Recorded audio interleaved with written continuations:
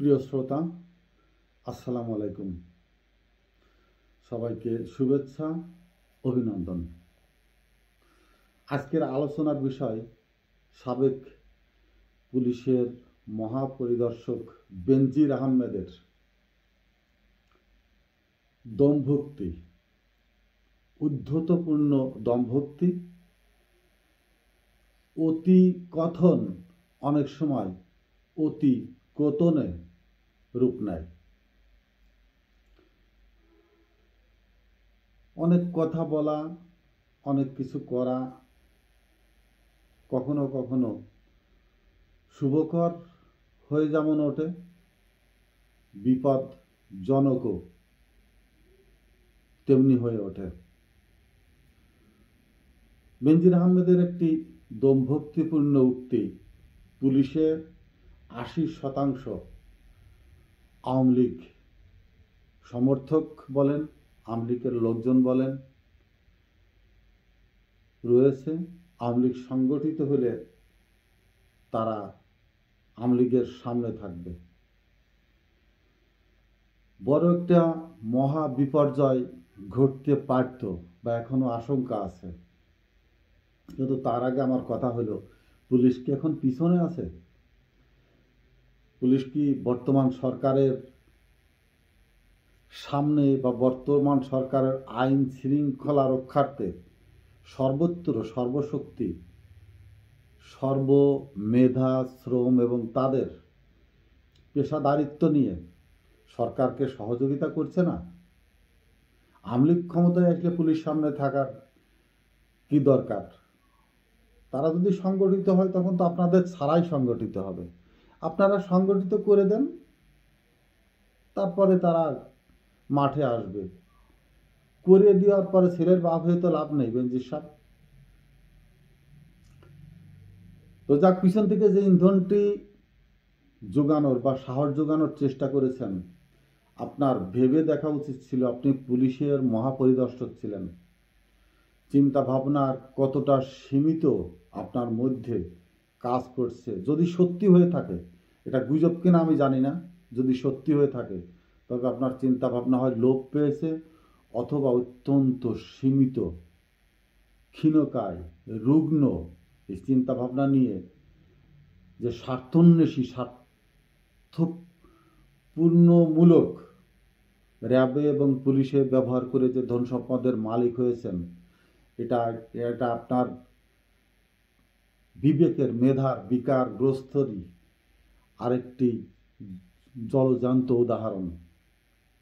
আপনার ভাবা উচিত ছিল আমি কি বলছি, কি কথাটা বলছি। আমি বর্তমান যারা পুলিশে আছে, 5ই আগস্টের পর অনেকেই পালিয়ে গেছে, অনেকে নিহত হয়েছে, অনেকেই আহত হয়েছে।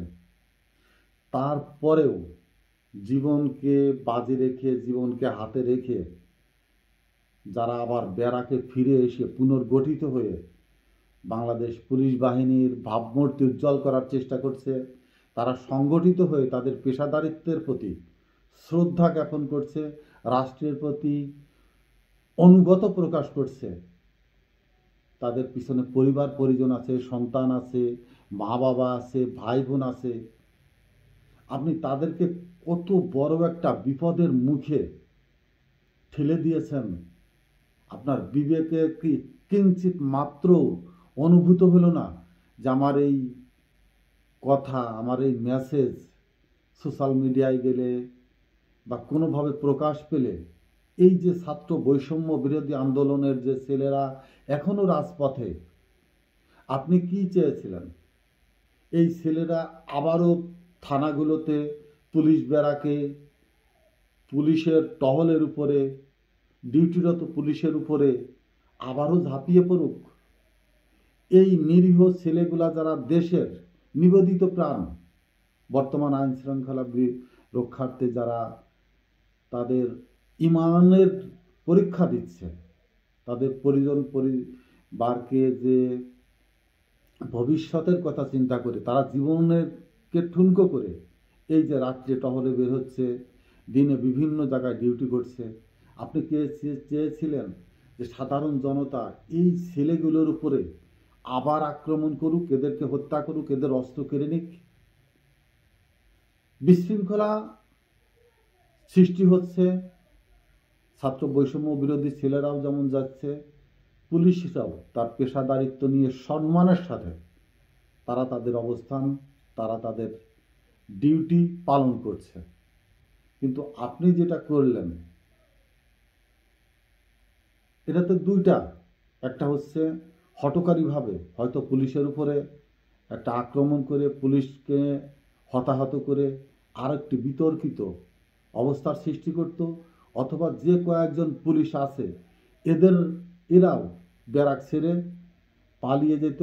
এতে পুলিশের যে অবকাঠামোগত ভাবে একটা শক্তিশালী সংগঠন, এটা হয়তো আবার দুর্বল হয়ে পড়ত। এতে আইন শৃঙ্খলা বাহিনীর বা আইন শৃঙ্খলা রক্ষার জন্য পুলিশ আরও ছোট হয়ে আসতো। এ একটা দিক। দ্বিতীয়টা, আর একটা দিক হচ্ছে পুলিশকে হয়তো আপনি ব্যবহার করতে চাচ্ছেন, পুলিশ নিজেরাই সৌদ্যুক্তভাবে প্রকাশ্যে আওয়ামী লীগের যারা যেখানে আছে তাদেরকে সংগঠিত হতে সাহায্য করতে দিতে চাচ্ছেন। কিন্তু এই যে ছেলেগুলো চাকরি করছে, যদি সেটাই হয়, আওয়ামী লীগের সাথে যদি তারা কোথাও গোপন বৈঠকে বসে, আওয়ামী লীগের কোনো মিছিল মিটিংয়ে তারা যদি আবার সাপোর্ট দিতে চায়, এই ছেলেগুলোর কি চাকরি থাকবে? আপনার এই জিনিসগুলো মাথায় রেখে, যেহেতু তারা সরকারি চাকরি করে, আপনি সংগঠন নিয়ে কথা বলেন, আওয়ামী লীগ নিয়ে কথা বলেন, আপনি সিভিলে চলে গেছেন, এখন আপনি সিভিল, আপনি আওয়ামী লীগ ক্ষমতায় থাকলে হয়তো নেক্সট সময় আপনি কোথাও না কোথাও এমপি হতেন বা বড় সম্মানজনক রাষ্ট্রদূত হতেন। আপনি আওয়ামী লীগের ভিতরে যা করার সেটার চেষ্টা করুন। অন্তত পক্ষে ভবিষ্যতের কথা চিন্তা করে পুলিশের যেসব ছেলে পেলে তাদের ভূত ভবিষ্যৎ, তাদের ঘর সংসার, তাদের পরিবার পরিজনের জন্য জীবন বাজি রেখে তারা চাকরিতে ফিরে এসেছে, দেশের আইনের প্রতি শ্রদ্ধা রেখে, পেশাগত দায়িত্বের প্রতি সম্মান রেখে তারা তাদের কর্মস্থলে ফিরে এসেছে। আশা করি এইসব নিরীহ নিরপরাধ ছেলেগুলোকে ইঙ্গিত করে আর কোনো বিশৃঙ্খলা করার চেষ্টা করবেন না। তেমনি আমি পুলিশ ভাইদেরকে অনুরোধ করব, বাইরের থেকে বেনজির কিন্তু একে তো পুলিশে নাই, দ্বিতীয়ত সে দেশে নাই, এবং সে অঢেল সম্পদ নিয়ে দেশের বাইরের থেকে যেভাবেই বলুক, যতটাই উস্কানিমূলক কথা বলুক, গুজব রটাক, আপনাদের অত্যন্ত দক্ষতার সাথে সেটাকে ট্যাকেল দেওয়া উচিত, অত্যন্ত মেধার সাথে সেটাকে মোকাবেলা করা উচিত। অবশ্য আমি শেষ পর্যন্ত আজ 2 দিন ধরেই জিনিসটা দেখছিলাম এবং আশা করছিলাম পুলিশ হেডকোয়ার্টার্স বা পুলিশ অ্যাসোসিয়েশনের থেকে একটা মন্তব্য আসুক। শেষ পর্যন্ত আমি স্ক্রলে দেখলাম পুলিশ অ্যাসোসিয়েশনের থেকে একটি প্রতিবাদ করা হয়েছে এবং স্পষ্টভাবে পুলিশের বর্তমান যিনি মহাপরিচালক আছেন তিনি যেন লিখিতভাবে প্রত্যেকটি 64 জেলার পুলিশ লাইনে 64 জেলার যতগুলো থানা আছে ওসিদেরকে এবং প্রত্যেকটি পদবীদের কনস্টেবলদেরকে সবাইকে উদ্দেশ্য করে খোলা চিঠি উনি যেন তাদের হাতে পৌঁছান, যেন এই ধরনের বাইরের কোনো উস্কানিমূলক কথায় তারা অন্য কোনো বিপদমুখী পদক্ষেপ গ্রহণ করতে না যায়। সরকারের প্রতি অনুগত থাকুক, তারা তাদের পেশাদারিত্বের প্রতি সম্মান প্রদর্শন করুক এবং নিজেদের একটি সরকারি চাকরি বর্তমান সময়ে অত্যন্ত দুর্লভ, যত কষ্টই হোক যারা ফিরে আসছেন অবশ্যই তাদের প্রতি শ্রদ্ধা, সালাম, অভিনন্দন। আপনারা দেশের পাশে থাকুন, রাষ্ট্রের পাশে থাকুন এবং আপনাদের যে সামাজিক মর্যাদা, যে চাকরির পরিচয়টা একটা সামাজিক মর্যাদা, পুলিশের সেই পেশাদারিত্বের প্রতি অবস্থানকে সম্মানজনক অবস্থানে নিয়ে আপনাদের সামাজিক মর্যাদাপূর্ণ অবস্থান ফিরিয়ে আনবেন, এটাই আমি আশা করি। দ্বিতীয়, তার একটা জিনিস আমি আজকে বলতে যাচ্ছি, ভালো কিছু বলতে গেলে খারাপ কিছু উদাহরণ টানা লাগে। অনেকে হয়তো ভদ্রলোকেরা যারা যদি কেউ শুনে থাকেন, নিজেদের কাছে অস্বস্তিকর লাগলেও ছোট ছোট কোটেশন উদাহরণ দিলে জিনিসগুলো বোঝাইতে সহজ হয়। সিনেমা তৈরি হয়, নায়িকা মানে হিরোইন নির্ভর যে ছবিগুলো হয়, এই হিরোইনগুলো অত্যন্ত সুন্দরী হয়, ভালো ফিগারের চেহারাশালী হয়, এবং এই হিরোইনদের নির্ভরশীল ছবিগুলোর বেশিরভাগ ছবিতেই নায়িকারা প্রথমত ধর্ষিত হয় এবং তারপরে তাদের অত্যন্ত শক্তিশালী চেহারা পরিস্ফুটিত হয় বা তুলে ধরা হয়। কিন্তু আমার বিষয় সেটা না। বিষয়টা হচ্ছে, একজন নায়িকা যখন ধর্ষিত হয় ভিলেনের দ্বারা, আপনারা নিখুঁতভাবে লক্ষ্য করবেন সেই ধর্ষিত হওয়ার ক্ষণটাও তাদের পোশাক, কস্টিউম, হেয়ার স্টাইল, মেকআপ সমস্ত কিছু কিন্তু অক্ষত রেখে এবং খুব পরিপাটি রেখে পরিমার্জিতভাবে সেই ধর্ষণের দৃশ্য চরিত্রায়ন করা হয় এবং পরবর্তীতে তার ধর্ষণের শেষ মুহূর্তের ছবি তখন তার পোশাক পাল্টে ফেলা হয় বা মেকআপ বা তার ধর্ষণের যে চেহারা, পরবর্তী চেহারা, সেটাকে আলাদা কাট করে নিয়ে দেখানো হয়। কিন্তু ধর্ষণের মুহূর্তেটা তার পোশাক, ড্রেস, হেয়ার স্টাইল বলেন, মেকআপ বলেন, সমস্ত কিছু কিন্তু সুন্দরভাবে পরিমার্জিতভাবে ক্যামেরায় ধরা হয়। আমি এটা কেন বললাম, 5 তারিখ থেকে এ পর্যন্ত যতগুলা ভাঙচুর হচ্ছে 32 থেকে শুরু করে বিভিন্ন জেলায় ছাত্র বৈষম্য বিরোধী ছাত্রদের দ্বারা যেটা সংগঠিত হচ্ছে, আমি এইটাকে মিন করে বলছি। জুলাই এবং 5ই আগস্ট পর্যন্ত ছাত্ররা যতগুলো আন্দোলন, বিপ্লব যেভাবে ধারাবাহিকভাবে করে চলেছে, এ নিয়ে কিন্তু কোনো সংশয় নেই, কোনো বিতর্কিত মুহূর্ত নেই, বিতর্কিত কোনো ঘটনা নেই। কোনো নারী, তার সাথে অনৈতিক ঘটনা ঘটেছে দিনরাত একসাথে থাকার পরেও, এ ধরনের কোনো উদাহরণ নেই। মিছিল থেকে কোনো দোকানে কোনো পুলিশ ছাড়া, পুলিশের সাথে তো তাদের ফাইট হয়েছেই, কোনো পথচারীর উপরে, কোনো সাধারণ মানুষের উপরে ছাত্ররা আক্রমণ করেনি। অর্থাৎ পরিমার্জিত, পরিশালিত, পরিসীমিতভাবে তারা তাদের অভীষ্ট লক্ষ্যে পৌঁছে গেছে নিখুঁতভাবে। আমি এটা বলতে দ্বিধা নেই যে এটাই প্রমাণ করে মেধাবীদের এবং ছাত্রদের সংগঠিত একটি শক্তি কত সুন্দর নিখুঁতভাবে একটি সংগ্রাম, একটি বিপ্লবকে চূড়ান্ত পর্যায়ে নিয়ে গেছে, যেটা বিতর্ক ছাড়া তাদের উদ্দেশ্য হাসিল করেছে। আমি এটা বলছি, বর্তমানে যে ভাঙচুরটা হচ্ছে, এইটার ভিতরে যেন অন্য কোনো শক্তি, এই যে বাইরের থেকে যেসব ইঙ্গিত, যেসব ইশারা বিভিন্নভাবে উস্কানি দেওয়া হচ্ছে, এই সমস্ত বাইরের উস্কানিতে কোনো লোকজন এর ভিতরে, এই সুন্দর শৃঙ্খলিত কাজের ভিতরে অন্য কেউ যেন ঢুকে না পড়ে।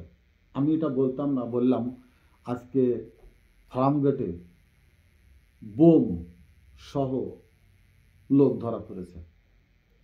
ছাত্ররা যেভাবে করে এসেছে, এখানে কোনো বোমাবাজি হয়নি, ছাত্রদের হাতে কখনো অস্ত্র দেখা যায়নি, খালি হাতে, তাদের বুকে সাহস, মুখে স্লোগান, মুষ্টিবদ্ধ হাত উপরে, এই তো তাদের হাতিয়ার, এই তো তারা নিজেরাই এক একটি অস্ত্র। এখন বাইরের থেকে ইন্ধন ঘটিয়ে এই শৃঙ্খলিত, সুন্দর, পরিবেষ্টিত ছাত্রদের বিপ্লবকে বিতর্কিত করতে বোমাবাজি হতে পারে, বিতর্কিত করতে অন্য কেউ লুটতরাজ করে, অন্য কেউ অগ্নিসংযোগ করে। আওয়ামী লীগের যেটা ধর্ম, ওরা নিজেরা করে এবং অন্যের উপরে সেটা চাপিয়ে দেওয়ার চেষ্টা করে। আওয়ামী লীগটা যতটুকুন ক্ষুদ্র আকারেই সংগঠিত কিন্তু আছে, আমার এলাকাতেও আছে, এবং এরা ব্যাপক হারে বিএনপিকে পয়সা করে দিয়ে ম্যানেজ করে এখানেও সন্ত্রাসী আওয়ামী লীগ আছে, এদের ধরছে না, বিএনপিরা এদেরকে ধরতে দিচ্ছে না। বিএনপির এক গ্রুপে ভাগ হয়ে এরা এদের শেল্টার দিয়ে রাখছে, কিন্তু যে কোনো মুহূর্তেরা বিন্দু মাত্র সুযোগ পেলেই এরা অগ্নিমূর্তি ধারণ করবে, এবং এদের কাছে যে অর্থ আছে, যে অস্ত্র, সে অস্ত্রও কালেকশন করা হয়নি, অস্ত্র তাদের কাছে রয়ে গেছে, এরা অস্ত্র ব্যবহার করবে এবং এর দোষ ছাত্রদের উপর চাপানোর জন্য খুব সুপরিকল্পিতভাবে, নিখুঁতভাবে এরা পরিচালিত করবে।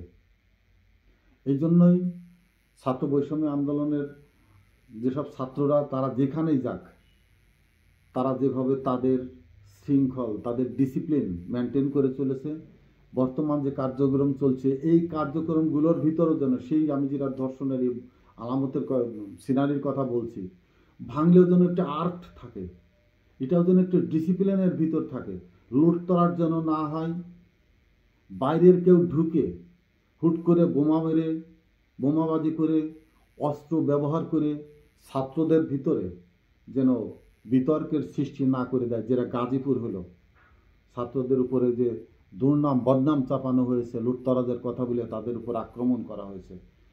অর্থাৎ ছাত্ররা শিক্ষিত, এডুকেটেড পারসন, তারা যেটাই করুক, ওই ধর্ষণ, তার ভিতরেও যেন জেন্টেলিটি থাকে, তার ভিতরেও যেন ইন্টেলেকচুয়ালি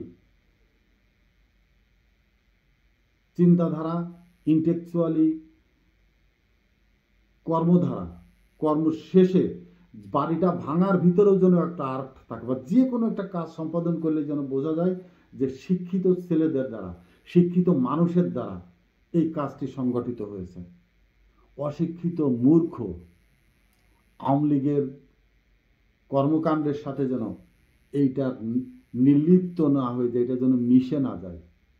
অতএব সজাগ থাকতে হবে, দূরদর্শিতার সাথে যে কোনো মুহূর্তকে, যে কোনো কাজকে, যে কোনো চ্যালেঞ্জকে মোকাবেলা করতে হবে, যেটার ভিতরে ছাত্রত্বের প্রতীক, ছাত্রত্বের প্রভাব, ছাত্রত্বের চিন্তা ভাবনা, অর্থাৎ শিক্ষিত লোকের শিক্ষিত কাজকর্মগুলোই যেন অপকর্ম হোক, অপকর্ম তো নাই, যে ভাঙচুরগুলো হচ্ছে আওয়ামী লীগকে তছনছ করে দিতেছে, শিকড় মূল উচ্ছেদ করার জন্য যে কাজগুলো হচ্ছে, এগুলোও যেন এই ছাত্র বৈষম্য বিরোধী ছাত্রদের যারা যে সংগঠিত হয়েছে, এটা যেন চিহ্ন দেখে বোঝা যায়।